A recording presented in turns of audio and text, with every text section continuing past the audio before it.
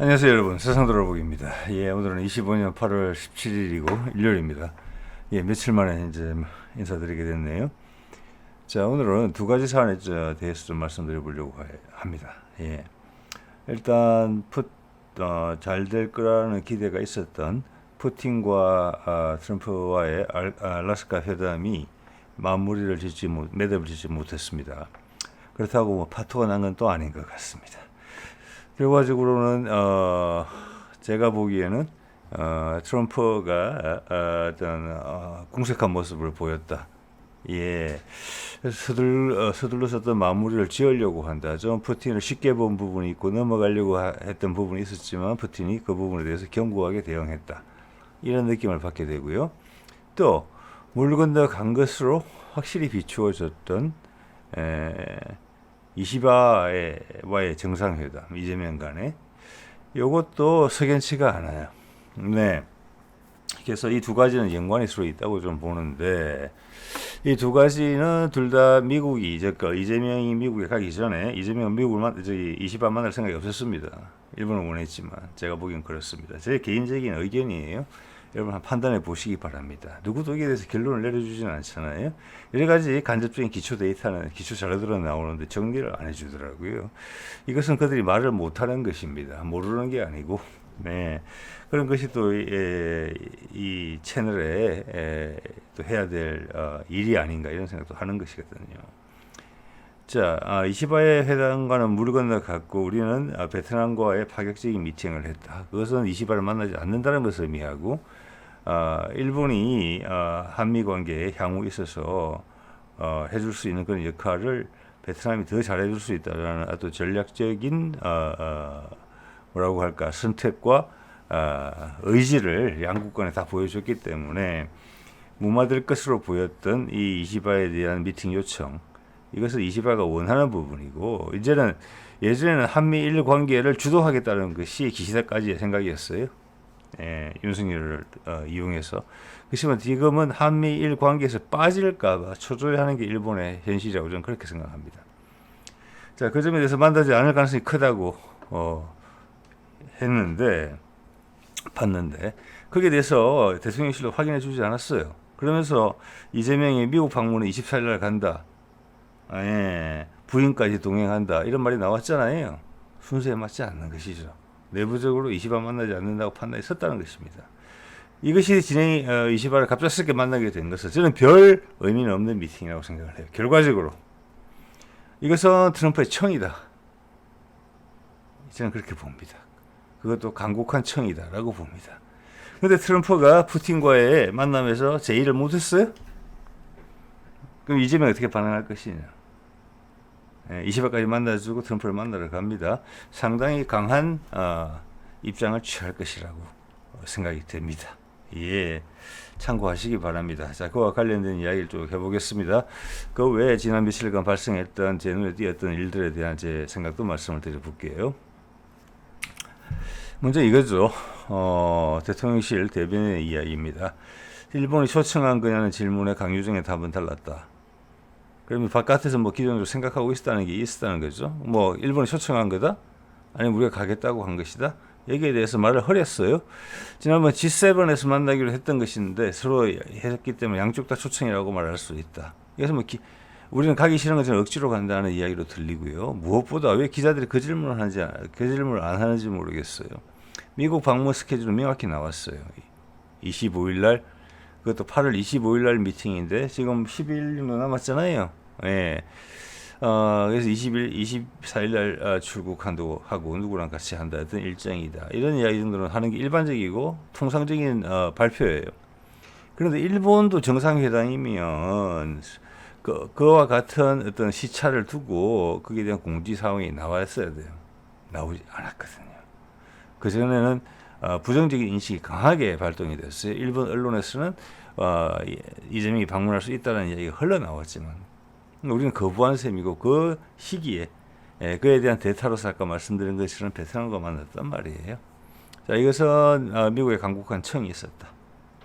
자, 그래서 이 대통령실 대변인의 이야기는 좀 이럴 수도 있고 저럴 수도 있다. 이런 식으로 좀 물타기식으로 넘어갔고, 중요한 뭐 의제가 있느냐? 의제가 있을 수 없죠. 안 하려던 미팅이 갑자기 생긴 거니까. 우리는 만나기 싫은 거 억지로 만난다고 저는 봅니다. 의제는 뭐냐? 전략적인 부분이 있느냐? 아니면 뭐 실무적일 것 같다. 이런 거예요. 네, 얼굴 보고 가는 겁니다. 그냥 트럼프가 제의를 못했다. 깔끔하게. 거기에 대한 기대를 안고 우리는 억지로 이시바의 미팅을 생각을 바꿔서 가면서까지 그게 응해줬는데 트럼프는 지휘를 못했다. 이런 상황이라는 것입니다. 예. 자, 그 며칠간 눈에 띄었던 일들을 한번 보겠습니다. 자, 서울구치소장이 결국 교체가 됐는데 이거의 명분을 쌓으면서 하는 것이 넘어가냐 여러 가지가 있는데 공무원 내부에서의 어떤 뭐랄까 친윤 계열적인 사람들에게 흩어져 있는 것은 분명하지만 또 섣불리 건드렸다 가지고는 또 뭐 이재명 독재 이런 소리를 들을 수가 있어요. 그래서 일부의 비판을 감수하면서까지 기다렸다고 봅니다. 그러니까 국회의원들이 방문해가지고 일반적인 국민의 상식으로서 이해할 수 없는 구치소장의 답변을 들으면서 칼을 조금씩 갈았다고 보고 결국 윤석열 1차 구속 때 윤석열 면담 온 사람이 휴대폰을 가지고 왔고 금지 품목이죠 분명히. 그것을 윤석열이 전화를 했거나 또는 인터넷으로 상황을 봤거나 것을 도와줬다는 것은 정황 증거가 나왔기 때문에 그 이유를 들어서 교체를 했다. 다른 데로 발령을 낸 거죠. 자, 이것이 이제 조심스럽게 접근하지만 여기에 대한 매듭은 짓는다라는 부분에서 일처리하는 방식을 보여줬다고 보고요. 적절하게 잘 처신했다고 봅니다. 여기에 대해서 뭐 잘못했다라는 이야기가 안 나오고 있거든요. 예, 이건 잘한 거죠. 법무부 쪽에서. 예. 자, 그런 생각이 들었고 관련해서 조국의 부인인 정경심의 표창장 위조 판결 뒤집는 증거 나와. 자, 이게 두 사람이 다 8.15 보석으로 나왔기 때문에 이런 타이밍에 맞춰서 MBC에서 보도를 했다고도 보는데 이 점은 사실관계가 분명한 것 같아요. 조국이 받은 벌도 여기 일부 포함되어 있을지 모르지만 조국의 죄가 없다라는 보도는 없어요. 네, 조국은 죄에 대해서 불필요하게 과잉 조사를 받았지만 제가 채널에서 몇 번 말씀드린 것 같습니다만은 그게 정치를 한다고 했을 때 정치는 운명이에요. 예, 어떤 죄라도 지으면은 거기에 대해서 비집고 들어오면 그 과정이 어떻든지 간에 그게 법정으로 가게 되면 정치인이기 때문에 구속으로 몰릴 수 있다. 자, 많은 과잉 수사와 정치적 기소에 의한 판결이었지만 모든 걸 드러내놓고 봤을 때 죄는 있는 것이고 거기에 2년형을 구형받았고 지금 모르겠습니다. 한 1년 살았는지 8개월인가 모르겠습니다. 몇백일 살았던 것 같은데 자 그렇기 때문에 이 적절한 시점에 그걸 꺼내줬다고 봅니다. 조국을. 그래서 뭐 제 개인적인 의견은 아니지만 언론 보도를 봤을 때 지지율이 떨어졌다고 나왔다 뭐 그런 것까지는 잘 모르겠습니다만 그런 이야기를 하면서 이것을 공세의 빌미로서 쓰려고 하는 그런 기색이 좀 보이거든요. 그 와중에 이제 정경심 표창장 건은 맞불인데 이것은 그 동양대학교 총장이 일단 표창장을 주지 않았다는 것에 대해서 그게 거짓말이라는 지금 정황 증거 그의 녹취는 분명히 있습니다. 그리고 그때 이 일을 담당하는 직원 자체가 없었다. 표창장 일을 담당하는. 여기에 대해서 제가 봐서는 뭐 양심선은 비슷하게 나온 것 같아요. 그때 그 직원이 근무하고 있었다. 그 기간 중에 기한도 올리고 했다. 이건 정치적인 것이다. 정경심은 당한 것이다. 조국은 아닐지라도. 자, 이런 이제 맞불 작전이 있다고 보고요. 그렇게 된다면 정경심은 이 부분에 대해서는 국가의 손해배상 청구를 하든지 이렇게 해야 된다고 봅니다. 자, 요런 건이 있었고 또 하나는 이걸 이제 조국 건으로 물고 늘어지는 부분이 있는데 제가 보는 전체적인 상황에서 적절한 선에서 뭐라 그럴까 그거 정치적 활동을 할 수 있게 8.15 3일이 적절히 됐다고 보고요.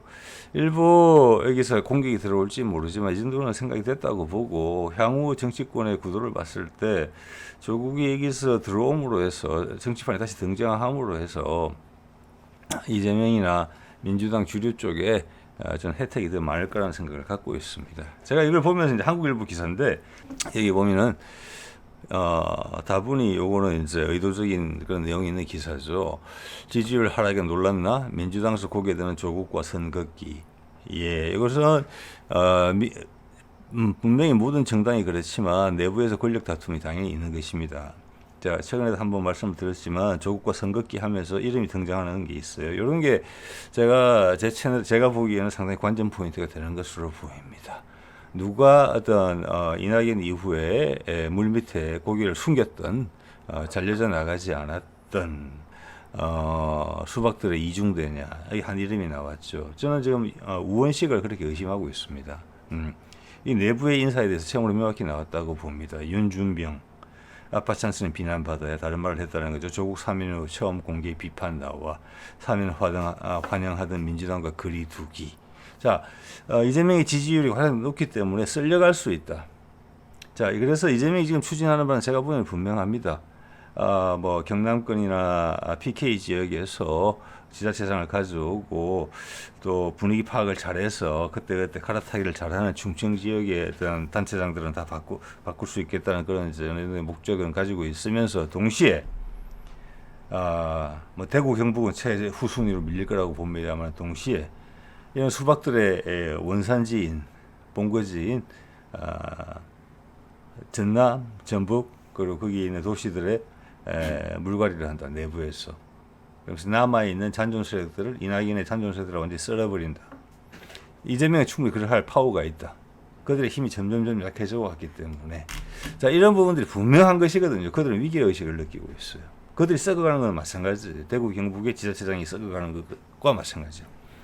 자 그런 의도가 분명히 있다고 보고 그 과정에서 조국 당과의 어떤 협업은 큰 위험 요소로 작용될 거거든요. 예, 물갈이를 하는데 민주당에서 민주당으로 갈아타는 게 아니고 민주당에서 조국당으로 갈아탈 수 있다. 이런 것이 열리거든요. 그래서 제가 사면은 훨씬 실보다는 덕이 많다고 보는 것이고 거기에 대해서 강력한 저항이 나올 것 같다. 그중에 윤준명이 손을 들었다. 손 들고 말을 했다. 그래서 우리 같은 보통 사람들도 윤준병이 그런 세력이겠구나라고 짐작해 볼 수가 있는 거예요. 그래서 나무 위키에 잠깐 찾아봤더니 딱 나오더군요. 윤준병. 재미있는 게 파평윤 씨예요. 윤석이 파평윤 씨죠. 61년생이고 전라북도 정읍 출신입니다. 자, 이 중에서 서울물을 먹었다. 중앙부대에 나와서 성공했다. 그렇기 때문에 그 전반적인 어떤 토호화된 민주당의 김대중의 말단 그거에 기대서 지역주의에 기댄 그 세력 중에서 이제 실현된 사람이라고 볼 수 있다고 봅니다. 이번에 목소리를 냈다는 것은 그가 리더십을 행사할 수 있다. 이렇게 보고 그의 백그라운드를 보더라도 서울에 와서 구청장도 했고 박운선 시절에 부시장도 했고 자, 그래서 이런 것들이 좀 전면으로 드러나는 부분이 있고 이것은 충분히 예상이 되는 부분이다라고도 볼 수 있어요. 네. 자, 그래서 이재명 지지율 이야기가 나왔길래 제가 봤더니 마침 업데이트가 돼 있더군요. 모닝 컨설트 한 달에 한 번씩 업데이트하죠. 전 세계 22개국인가 24개국 지도자들 지난주에 58인가 59%인가 그랬어. 이거는 8.15 광복절 특사하기 전입니다. 8월 3일에서 9일간 조사한 건데 그래가지고 58%로 동일합니다. 예. 자 이것이 얼마나 큰 차이가 있을지는 조금 두고 봐야 되겠지만 그 사이에 또 트럼프와의 정상회담 그 여러 건이 있기 때문에 그런 것들을 지금 계산에 넣고 있다고 봅니다. APEC까지 순조롭게 여러 가지를 만들어 가야 되는데 예상만큼 깔끔하게 되지는 않았지만 완전히 탈선된 것도 지금 아니거든요. 자, 그래서 그런 부분을 여지에 대한 부분을 분명히 가지고 있어요. 한 방 더 크게 칠 게 있다는 것입니다. 예, 이걸로 지금 힘겨루게 해서 이 분위기로 계속 간다? 그렇게 만약 수박 세력들이 판단한다면 좀 오판일 것이라고 봅니다. 즉 동시에 당에 알려지지 않고 청와대 대통령실에서 지금 만지작거리는 문제들이 많이 있다. 당과는 100% 공유할 수 있는 부분이 아니다. 김병기 포함해서 뭐 이렇게 볼 수도 있겠고 지금 트럼프의 지지율이 상당히 중요한데 지난달하고 같습니다. 45%. 근데 부정적인 게 49%예요. 넘었습니다. 이거 버텨내야 돼요. 버텨내야 되는데 지금 우크라이나전을 어떻게 만질지 미국 여론이 어떻게 움직일지 거기서 땅을 다 뺏긴다 이런 식으로 간다면 트럼프가 타격을 입을 수도 있다 이런 부분이 있거든요. 네. 그렇지만 지금 전황과 종합적으로 푸틴이 해오던 이야기 외보다 좀 많은 걸 요구하지 않았는가 저는 감히 그렇게 생각을 합니다. 푸틴은 어느 정도 예상했을 거라고 봐요. 예, 거부했습니다. 결국 구속으로 몰린 건 트럼프고 대안을 마련해야 될 것입니다. 오히려 거꾸로 지난번에 문재인이 이야기했던 것처럼 우크라이나전이 채 끝나기도 전에 이런 소강 상태로 그냥 여론에서 그냥 도외시해놓고 북한과의 관계 개선으로 먼저 갈 수도 있겠다. 그게 트럼프의 지지율에 더 유리할 수도 있고 있을 수도 있는 분위기거든요. 지금 왜 지금 젤렌스키 강짜를 부리는 부분에 대해서 세상의 여론이 왜곡되어 있기 때문에 트럼프가 부담을 느끼는 나는 부분이 딱 드러났거든요. 푸틴은 상당히 견고해요. 시간은 우리 편이다. 즉 트럼프는 다른 방식을 택해야 돼요. 우크라이나전을 끝내기 전에 북한과 이야기할 수 있다. 이런 기색이 지금 보여요. 그게 트럼프한테도 유리하거든요. 네, 제 생각입니다. 여러분 판단해 보십시오. 가능성으로서는 충분합니다. 이번 결과를 봤을 때 며칠간. 자, 이거 한번 볼까요? 현재 전 세계 꼴찌가 마크롱입니다. 프랑스 17%. 예, 작년 탄핵되기 전에 윤석열의 지지율과 비슷하죠. 그 다음, 20화 시계로 23%입니다. 간당간당해요. 간당간당. 바로 그 위에 누구냐? 키어 스타머. 영국 총리죠. 영국 총리하고 프랑스 대통령이 하위권에 완전 눌려져 있어요. 그래서 말을 못하는 겁니다. 여기서 분명히 떡밥을 던지기 늦었을 거예요. 트럼프가 지난번 나토 정상회의 때 그걸 물 수밖에 없는 입장이에요. 나토의 주력 국가들이잖아요. 그리고 새롭게 수상이 된 독일 수상도 지금 지지율이 35%예요. 지지율이 제일 높은 게 G7에서 트럼프입니다. 예, 이런 구도가 유지되는 선 내에서 이런 반항을 못 하거든요. 다음 단계로 넘어가야 되는 부분이 있어요. 그런데 미국 여론이 너무 호도된 부분이 있기 때문에 가자 전쟁과 달리 우크라이나 전쟁은 이게 쉽지가 않은 거예요. 형식적인 틀을 미국 대중이 납득할 수 있는 틀을 갖추려고 했을 때는 푸틴이 용납이 안 된다. 그것을 분명히 했다는 거예요. 자, 그래서 제가 한 번 더 말씀드립니다. 우크라이나는 묻어놓고 돌아서 간다. 돌아서 더 빨리 간다. 북한과의 이야기로. 이 가능성이 있어요. 우리나라에서는 보도하지 않은 트럼프와 푸틴이 알래스카 미팅을 하기 전에 푸틴이 김정은과 통화를 한 내용을 이례적으로 공개를 했다는 내용이 나왔거든요. 국내에서 보도가 안 된 것 같습니다. 예, 이런 거 중요한 건 보도를 안 하죠. 즉, 그 상황에 대해서 푸틴은 내가 이런 입장에 취할 것이고 트럼프는 이런 입장이 있기 때문에 이런 상황이 발생할 수 있다. 분명히 이렇게 이야기했을 거라고 봅니다. 우리도 기비를 받았을 거라고 봅니다. 그게 어디에서 받았는지는 모르겠습니다만 이 전체적인 상황에 대해서 그러면서 이시바를 만나러 가는 거예요. 별거 나올 거 없습니다. 그래서 당연히 예.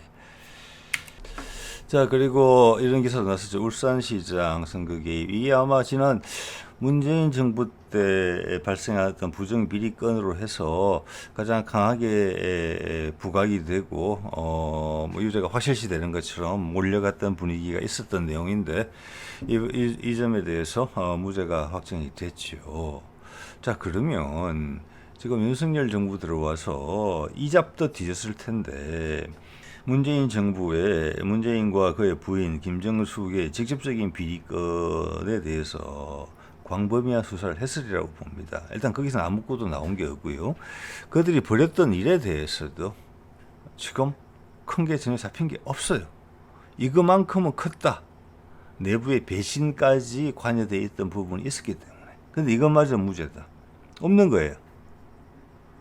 그러면은 지금도 그런 문재인의 개인적인 스타일이라고 봐지는데 부정적인 인식을 가진 부분이 제법 있거든요. 물론 문재인이 퇴임 때까지 40%의 지지를 받았다는 것은 역대 최고급으로 받은 거예요. 그리고 제가도 뭐 채널에서 늘 말씀드립니다만 제가 개인적인 선호를 반영하는 게 아닙니다. 여러 가지 그가 짚어왔던 어떤 포석을 봤을 때 미래를 위해서 많은 포석을 해줬고 이재명이라는 사람이 자리를 잡을 수 있게 어떻게 보면 후계자로서 선택을 해준 거예요. 예, 그래서 그 이재명이 조국을 다시 잡아주고 지금 조국당하고 합당 이야기도 살짝 나오는데 거기에 지금 자극을 받은 것이 그것은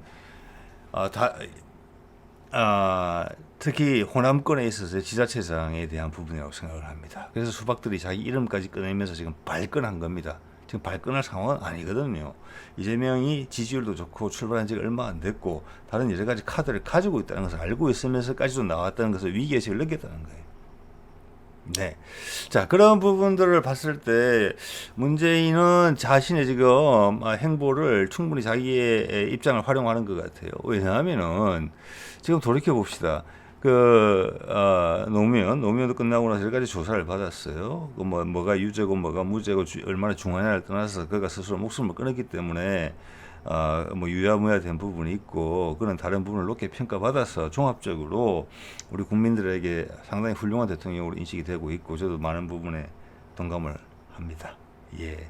그 당시는 그러던 시절이었어요. 한꺼번에 모든 게 바뀌지 않습니다. 조금씩 나아지는 부분에서 그는 기대됐던 것 이상의 훨씬 큰 역할을 해줬다고 보고요. 자, 그 다음 이명박, 박근혜 다 형을 살았죠. 예, 윤석열은 내란으로 들어갔죠. 자, 그런 와중에 문재인은 제가 봤을 때는 2000년 이후로 등장한 대통령 중에서 그러니까 벌써 25년째인데 처음으로 과거에 재임 기간 동안에 불미스러운 일로 검찰청이나 법원을 들락거리지 않는 유일한 대통령이에요. 그것을 10분 활용하려고 해요. 자, 그것은 자기 관리를 엄격하게 했다. 자, 그래서 유일하게 남은 의혹이라고 보면 저는 그거라고 봅니다. 지금 밝혀지지 않은 많은 부분들에 대해서 제가 자료에 있으니까 제가 문재인이 향후 통일을 위해서 포석을 한 것, 특히 미국과의 딜을 한 것, 중국과 선을 그은 것 그런 부분들은 지금 언론은 완전히 왜곡하고 있죠. 이재명까지 덤탱이 씌워가지고. 그래서 민주당의 색깔을 정확하게 만들려고 한다라는 부분에 민주당의 전통을 지켜왔고 이재명은 그걸 마무리를 지을 타이밍이기 때문에 마무리를 지으려고 한다. 역시 문재인 때 역할을 했던 조국이 그 한 축으로서 들어오고 거기에 대해서 전라도 수박들이 위기를 느낀다. 이렇게 충분히 해석될 수 있는 부분이에요. 유일한 의혹은 왜 윤석열에게 검찰총장을 만들어서 대통령까지 할 수 있겠을까? 그가 부실하고 여러 가지 의혹이 있다는 것은 최강욱의 이야기만 보더라도 그게 국정기강 비서관인가요? 한번 그런 류의 일을 했던 사람이죠. 그래서 저는 그 점에 대해서는 조금 어떤 여러 가지 생각이 있습니다. 조금 두고 봐야 될 것 같아요. 그 부분에. 예. 그때 북미 종전선언에 대해서 강하게 기대를 갖고 있던 기간이기 때문에 검찰총장이 누가 되든지 상관은 없었어요. 그때 북미 종전선언이 됐다면 민주당 후보가 무조건 되는 거였습니다. 그런데 문재인이 그렇게 미래의 일을 가지고 예단을 해서 나머지를 쉽게 처리한 스타일은 아니라고 저는 생각을 하거든요. 자, 다음에 때가 되면 또 한번 제 생각 말씀드려 보겠습니다. 자, 이런 부분들이 이제 명략 완화해졌다는 부분이죠. 아까 정경심권과 말씀을 드려서 왜냐하면 여기 계속 눌러붙어서 무슨 이야기를 하려는 사람들이 있거든요. 갈수록 밟고 서 있는 땅의 조각이 계속 부서져 나가고 있을 것입니다. 그 양반들한테는. 여기서 또 하나 언급하고 싶은 게 이 사람이에요. 진중권.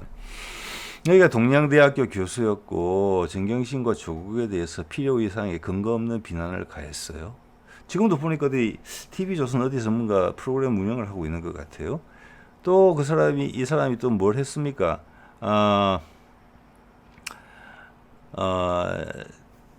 계엄령이 있을 것 같다라는 작년 초부터의 어떤 이야기에 대해서 말도 안 되는 소리라고 잘라가 했던 사람이죠. 그러니까 이렇게 자기의 태도를 바꾸는, 제가 이 사람의 책을 여러 권 가지고 있었고 많이 읽었습니다, 사실은.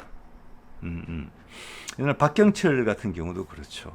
그래서 박경철의 개인적인 문제로 그런 개인적인 사적인 문제가 새로 애인이 생겨서 사람이 바뀌고 이런 거는 이혼하고 새로 재혼하고 이런 일은 충분히 있을 수 있는 일이잖아요, 요즘 세상에. 그렇지만 제가 그의 책을 쭉 봤을 때 그가 그의 부인에 대해서 가졌던 어떤 고마움, 그가 안동에서 병원을 할 수 있게 되는 데 있어서, 그리고 늦게 태어난 아이가 불편한 아이가 태어났다, 그에 대한 어떤 애틋한 마음, 이런 것들이 그가 베스트셀러가 됐던 많은 책들 중에 있습니다. 그렇기 때문에 그가 뜬 거거든요, 그만큼.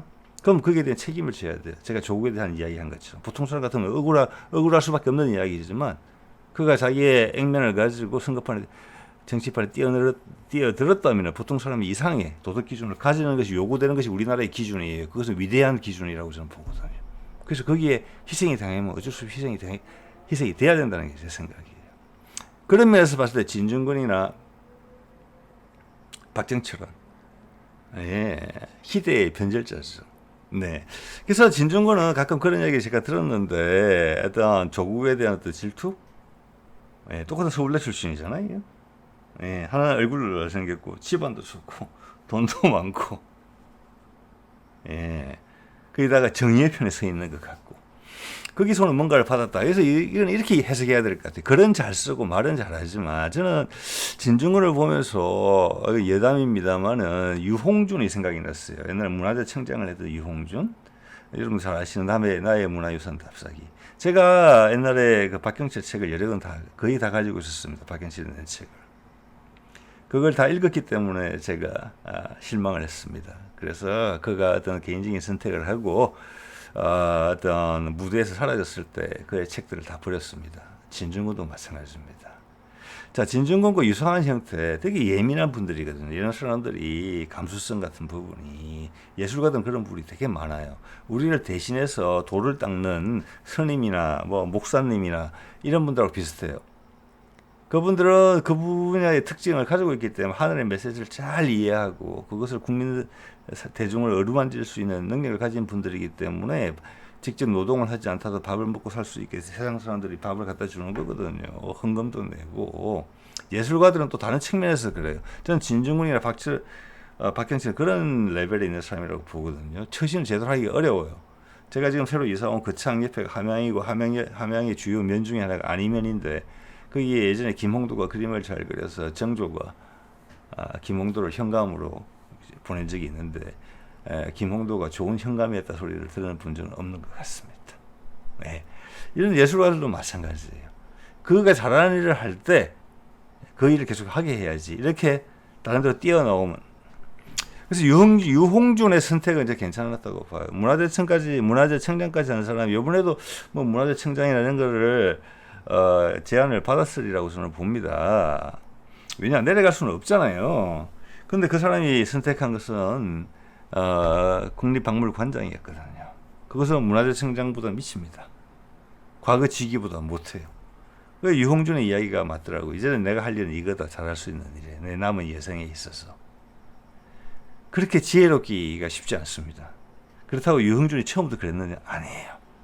처음에 한참 인기 있고 훨씬 젊었을 때 10수년 전에 기자들하고 부딪히면서 지금 여기 딱 진중권처럼 같은 미학과 출신이잖아요. 서울대.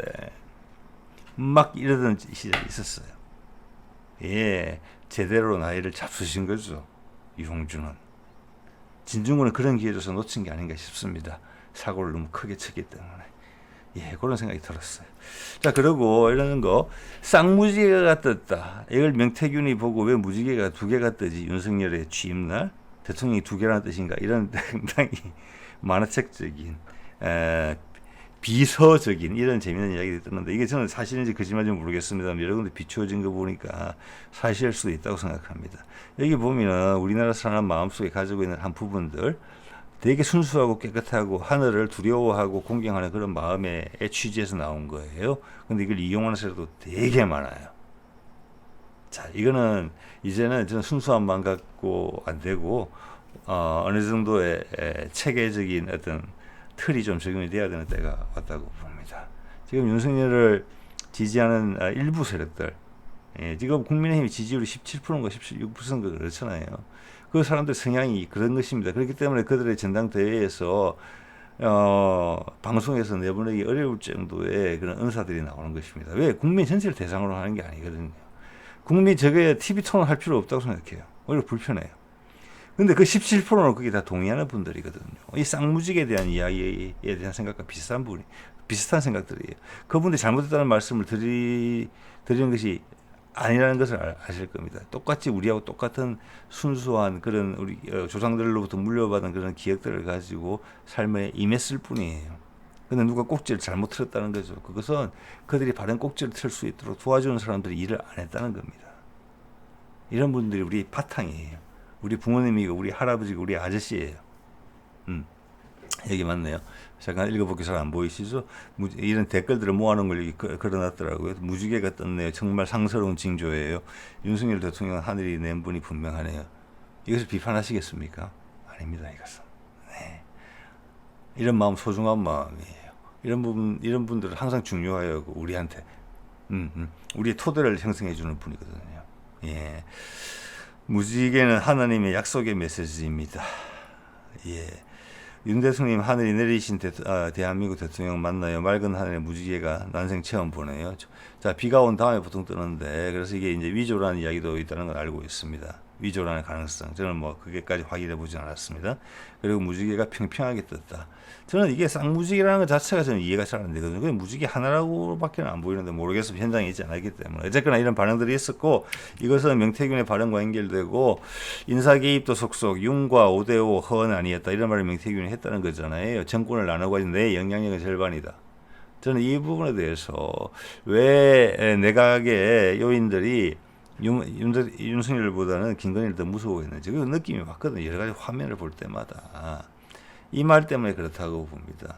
거기는 대통령이고 모든 권한을 법적인 권한을 갖고 있는 윤석열은 그냥 죄송합니다. 김건희는 그냥 부인이잖아요. 천지차이죠. 실제적인 권력은. 그런데 거기서 5대5를 가진다는 것은 실제적으로는 김건희가 훨씬 더 권력설이 높다는 것을 의미하는 것입니다. 윤석열에. 자, 이것은 김건희가 자기 사생활이 드러나는 것에 대해서 유감을 표했다고 하는데 그걸 생각 안 해볼 수가 없는 거예요. 그녀가 어떻게 르네상스 호텔 건설 회사로 시작해가지고 그 회장과 인연으로 해서 검사들을 징검다리 삼아 윤석열을 선택해서 여기까지 올라왔는지 윤석열을 도구로 삼았다는 생각을 가질 수밖에 없는 거예요. 네. 자, 이건 국정농단 사건이 되는 것이죠. 자, 까발릴 수 있는 데까지 까발릴 것이라고 봅니다. 저는. 자, 다시 오늘 주제로 들어와서 보면은 제일 오른쪽에 거 볼게요. 제가 이게 며칠 전에 준비를 했던 건데 뭐 문제가 좀 발생을 해서 올리지 못하고 바로 여행을 갔던 가족 여행을 갔었어야만 됐던 부분이 좀 있었는데요. 한번 보시죠. 제일 오른쪽에 거 볼까요? 시간상 제일 빠르죠. 이 대통령 트럼프 초청으로 24일 미국 방문, 뭐 소위 김혜경 여사와 같이 간다 이런 말 했어요. 예, 쭉쭉쭉 나오고 갑작스럽게 이 대통령 방미 앞서 한일 정상회담 순서가 안 맞잖아요. 네. 자, 그전에는 가기 싫다는 뜻을 분명히 했어요. 그때도 보여드렸던 거죠. 일본 언론에서 23일 전후 도쿄에서 한일회담, 그리고 그런 류의 분위기에 맞는 국내 언론에서 이거 실어날라서 연합뉴스 같은 데서 그런데 여기에 대해서 결정된 바 없다라고 이야기했어요. 결정된 바 없다. 그것은 안 간다는 뜻이에요. 거기서 딱 거절하는 표현을 할 수가 정확하게 없기 때문에. 그래서 저는 여기서 트럼프가 전화가 왔다고 생각합니다. 강하게. 이 틀을 버리지 마라. 베트남으로 가름된다는 걸 알겠는데 일본을 버리지 말고 틀 속에 끼워줘라. 만나줘라라고 저는 왔다고 생각합니다. 이게 트럼프가 전화했다고 생각할 수밖에 없는 거예요. 근데 트럼프는 왜 우리가 지금 트럼프에 기대는 바가 크잖아요. 우크라이나 전이 끝나야지 북한하고 이야기를 할 거니까. 그래서 지금 상황이 애매했고 이재명이 칼로 날카롭게 대할 수 있다. 지금 트럼프가 급하게 젤렌스키랑 22일 날 만난다고 나온 것 같아요. 자, 왜냐? 미국이 전면에 나서서 젤렌스키를 빼버리고 회담을 했는데 젤렌스키를 다시 부른다? 이게 뭐라고 생각하십니까, 여러분? 푸틴이 절대 양보하지 못하겠다는 그 부분을 합의를 트럼프는 하고 싶죠. 그러면 그렇지만 미국 대중들이 그것을 접수를 못한다. 그럼 자기의 리더십 타격을 줄 수 있다. 그러니까 그 부분은 젤렌스키가 양보하는 것으로 해줬으면 좋겠다. 이것이 젤렌스키를 부른 이유라고 생각합니다. 예.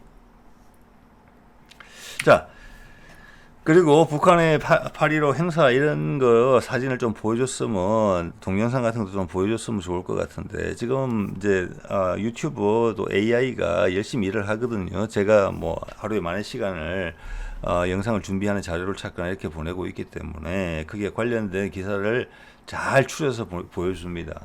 그래서 그런 것들로 지난 몇 년간 많이 개선이 느껴지거든요. 그래서 거기에 뜨이지 않으면 보통 없는 경우가 많아요. 보도를 안 했다는 경우가. 그래서 이 보면은 북한의 8.15 행사, 북한의 뭐 성전날 이런 날 군사 프레이드 이런 것은 뭐 몇십 분짜리로 편집해서 보여주고 그러거든요. 그러니까 이게 취사 선택이 있다는 부분을 여러분 분명히 이해해 줬으면 좋겠어요. 북한도 이번에 80주년이기 때문에 행사를 거하게 했을 거예요. 그거 궁금하잖아요. 우리는 이재명이 거기 뭐 임명식을 했잖아요. 갑작스럽게 제대로 취임식을 못하고 했기 때문에 그 정도 보여줄 수 있는 여유는 있었으면 좋겠는데. 그죠? 그래서 제가 말씀을 예전에 들었었죠. 러시아가 거의 큰 행사이기 때문에 고위 사절단을 보내겠다. 그래서 푸틴이 직접 갈 수도 있겠다는 생각을 말씀드린 바도 있어요. 근데 결과적으로 푸틴은 오지 않았고, 푸틴은 뒤에 나오겠지만 전화를 했습니다. 김정은하고. 그러면서 러시아 하원 의장을 보냈어요. 미국 같으면 하원 의장이 랭킹이 3입니다. 자, 그래서 러시아의 서열 구도는 모르겠지만 높은 사람이 간 거는 맞아요. 러시아 하원 의장 사절단이 갔어요. 북의 광복절 사절로. 북한에서는 그걸 무슨 날이라고 부르는지는 모르겠지만. 그러면서 우리나라 언론은 일본 언론 보도 못하다 이런 생각이 듭니다. 이 보도가 떴으면 분명히 실렸을 거예요.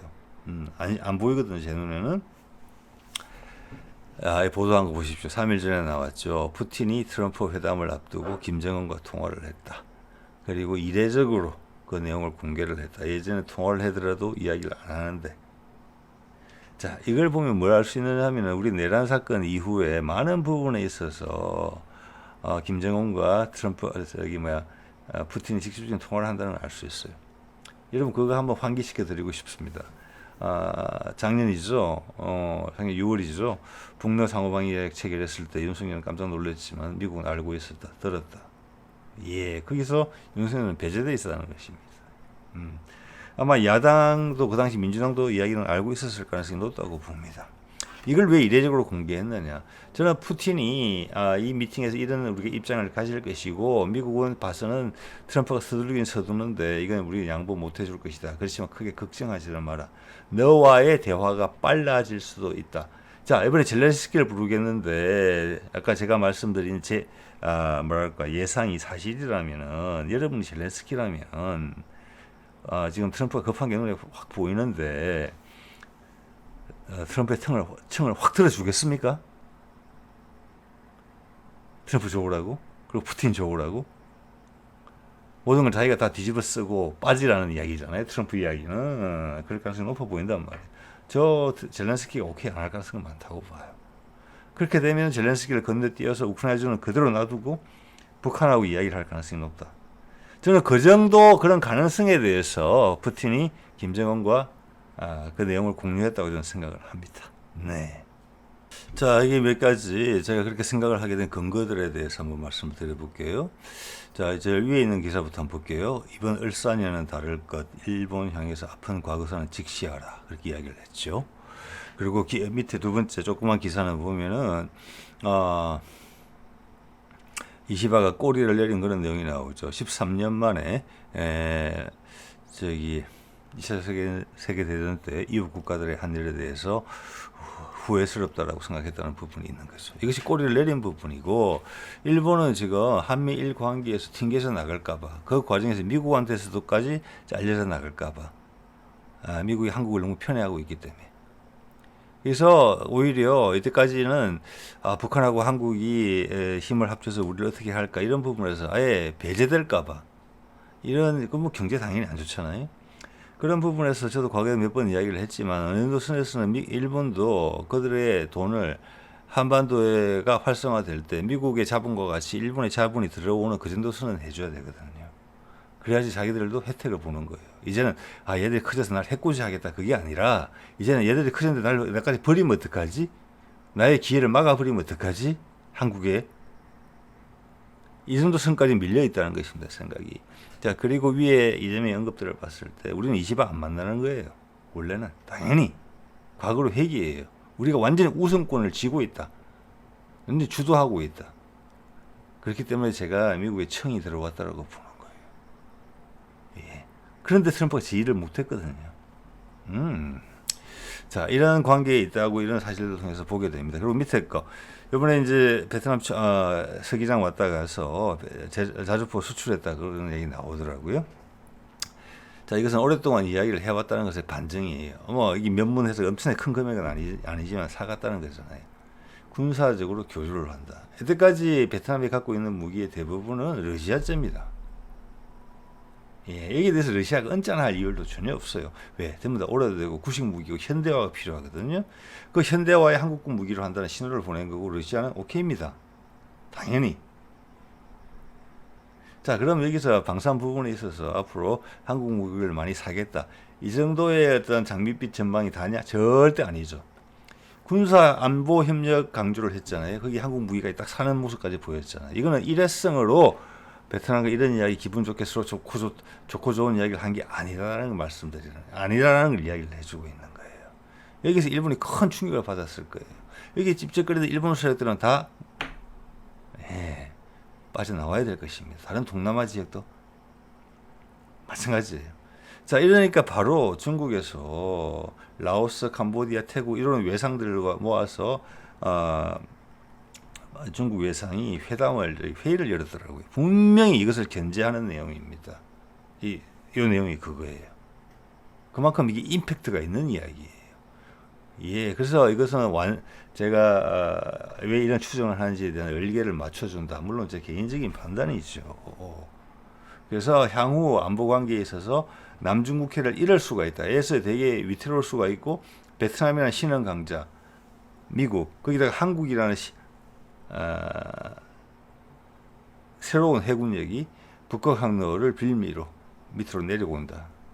돌변하고 있다.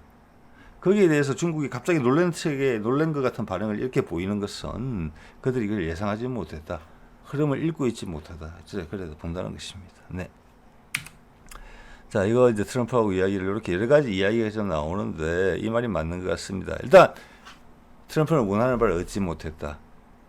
푸틴은 양보하지 않았고 푸틴은 트럼프가 이렇게 나올 수 있다는 것을 어느 정도 예상을 했다. 그렇지만 미팅에는 왔다. 이것은 트럼프가 협상에서 패배했다는 것을 의미한다. 네. 자, 안보 보장을 하는데 나토는 아니다. 이런 말도 나오죠. 예. 자, 어쨌거나 본인이 나토를 해산하고 무력한 모습을 절대 국민들한테 보여줄 수가 없기 때문에 젤렌스키를 불러올 것이다. 젤렌스키가 그걸 뒤집어 쓰고는 빠져라. 하고 트럼프, 하고 종교를 지으려고 하겠지만 저는 그 가능성은 이렇게 한번 생각해 보십시오. 높지 않을 수가 있다고 보는 거예요. 그렇게 되면은 바로 김정은과 이야기해야 될지 모르겠다. 그것을 저는 푸틴은 수용할 것이라고 봅니다. 만약 트럼프가 그런 선택을 한다면. 예. 자, 오늘 이 정도 말씀을 드리도록 하겠습니다.